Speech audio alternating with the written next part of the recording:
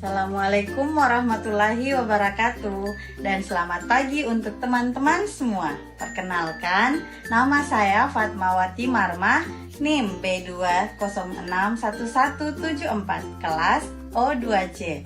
Program studi S1 Kebidanan Fakultas Kesehatan Universitas Mega Buana Palopo. Pada kesempatan kali ini, saya akan membawakan materi tentang upaya promotif dan preventif dalam pencegahan IMS dan persalinan. Dosen pengampu Rismawati SST MKes dengan mata kuliah promotif dan preventif pada IMS. Di sini pasti ada yang bertanya, apa itu IMS dalam persalinan ya?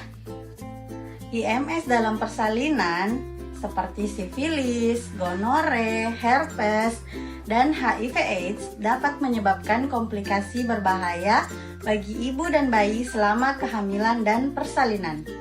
IMS dapat ditularkan dari ibu ke bayi, menyebabkan kelainan kongenital, lahir prematur, dan infeksi pada bayi yang baru lahir.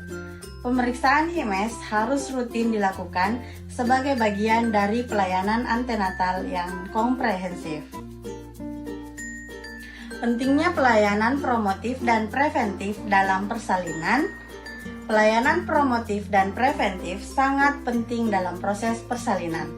Hal ini membantu mengidentifikasi dan menangani masalah-masalah kesehatan ibu dan bayi secara dini, serta mengedukasi untuk menjaga kesehatan dan mencegah komplikasi. Definisi pelayanan promotif dan preventif ada 3. Yang pertama, pelayanan promotif. Pelayanan yang bertujuan untuk meningkatkan kesehatan dan kesejahteraan ibu dan bayi melalui promosi gaya hidup sehat, edukasi, dan konseling. Yang kedua, pelayanan preventif.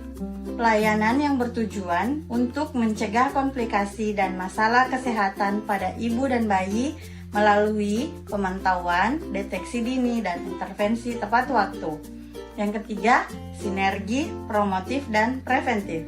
Kedua jenis pelayanan ini saling melengkapi dan penting untuk menjamin kesehatan ibu dan bayi selama kehamilan, persalinan, dan masa nifas.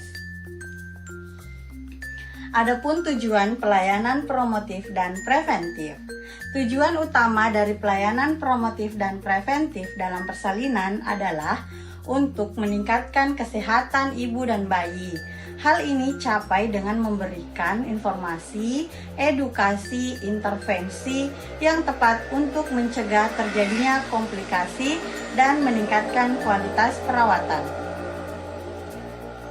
Adapun komponen pelayanan promotif dan preventif, yaitu mencakup 4.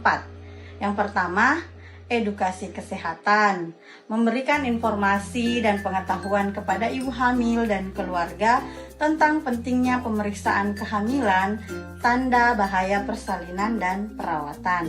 Yang kedua, screening dan deteksi dini, yaitu melakukan pemeriksaan rutin untuk mengidentifikasi resiko dan komplikasi yang mungkin timbul selama kehamilan dan persalinan.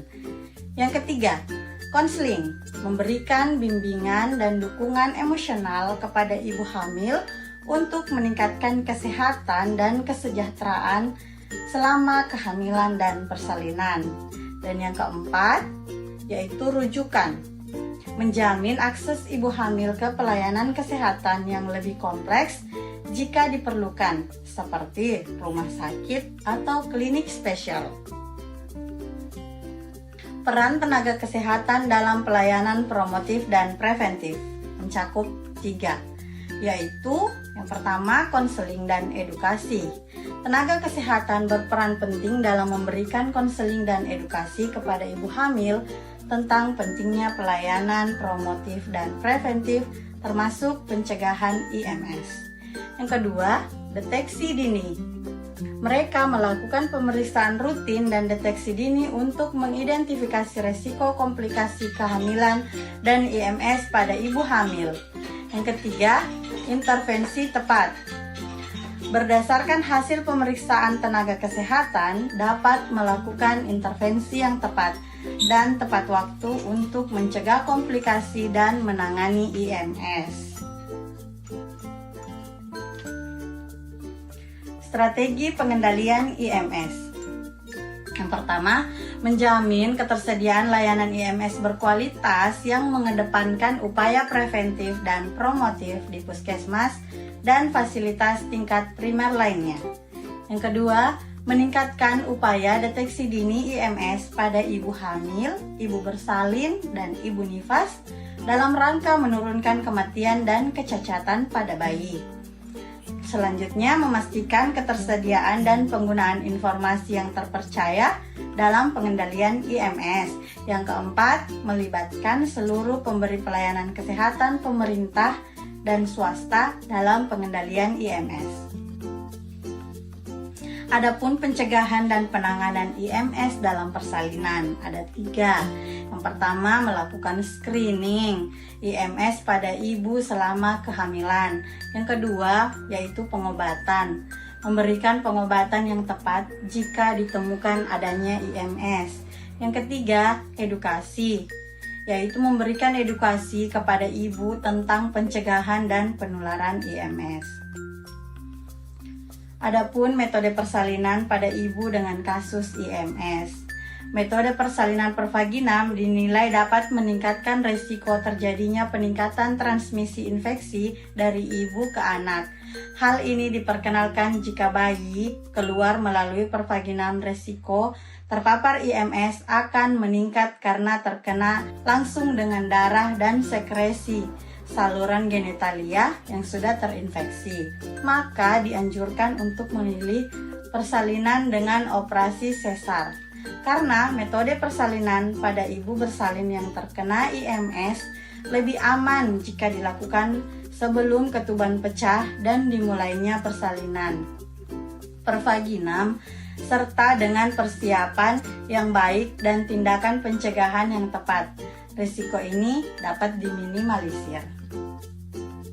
Demikian ya teman-teman penjelasan tentang upaya promotif dan preventif dalam pencegahan IMS pada persalinan. Terima kasih, sampai jumpa di lain waktu ya.